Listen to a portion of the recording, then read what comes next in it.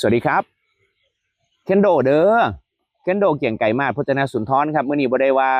ตัวเองมาเป็นโฆษกของพรรครวมไทยสร้างชาติแต่ขอมาเว้าความในใจของการเป็นคนอีสานเนาะ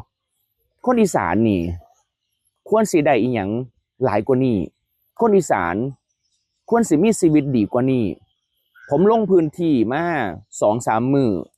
นะครับไปอุดรอยู่หนองคายนี่สิ่งที่ผมได้เห็น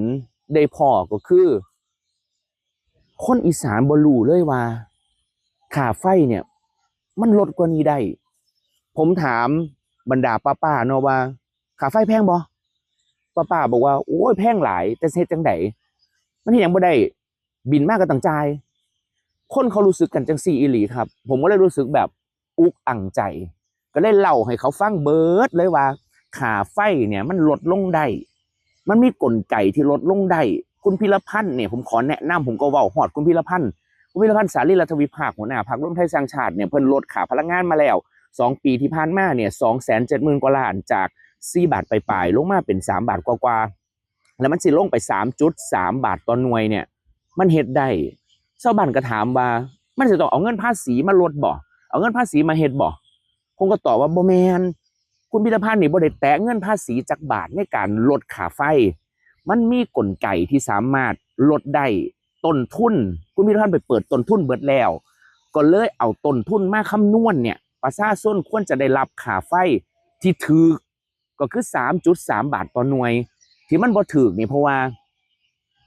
มันมีจักสิเว้าจังใดเนาะมันมีความเฮ็ดบางสิ่งบางอย่าง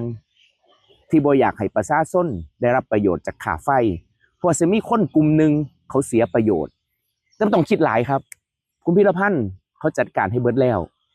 เขาจัดการทุบเรื่องเล่าของพลังงานให้เบิดแล้วผมอยากจะสื่อสารว่าถ้าอยากได้รัฐบาลดีๆอยากได้คนดีๆมาบริหารประเทศคนอีสานต้องกาเบอร์6ดันคุณพิรพันธ์สารีรัฐวิภาคเนี่ยให้เป็นนายกรัฐมนตรีให้ได้แล้วก็เอาเคนโดเนี่ยเข้าไปเป็นสสในสภาเป็นปากเป็นเสียงให้กับคนอีสานบ้านเฮาจังใดผมฝากเบอร์6กับพ่อแม่พี่น้องคนอีสานเด้อบ่แม่นแค่ค่าไฟอย่างเดียวเฮายังมีนโยบายที่เฮ็ดได้จริงเพราะว่าหัวหน้าพรรคของเฮานี่เป็นนักกฎหมายเขาสิคิดนโยบายภายใต้การเข้าสภาและเฮ็ดเป็นกฎหมายบังคับใช้ได้คนอีสานต้องดีกว่านี้คนอีสานต้องดีกว่าเก่าเลือกเบอร์6รวมไทยสร้างชาติเด้อสวัสดีครับ